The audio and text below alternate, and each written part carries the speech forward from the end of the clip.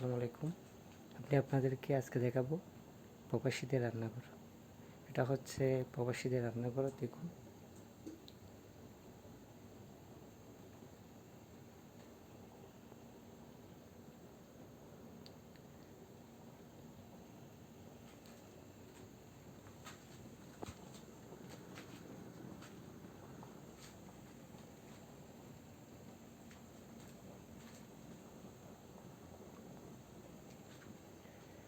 আসলে এখন আমি ভাত রান্না করতেছি।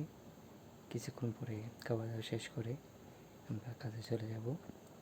পাশাপাশি এখানে 10 থেকে 15 জন এই পাকঘরে রান্না করে। এখানে অনেক পাকঘর রয়েছে। এই পাকিস্তানি আলাদা, ইন্ডিয়ানি আলাদা, বাংলাদেশ আলাদা, এরকম আলাদা আলাদা করে ভিন্ন ভিন্ন করে দিয়েছে। আর এখানে রুমও রয়েছে অনেক থাকার ঘর।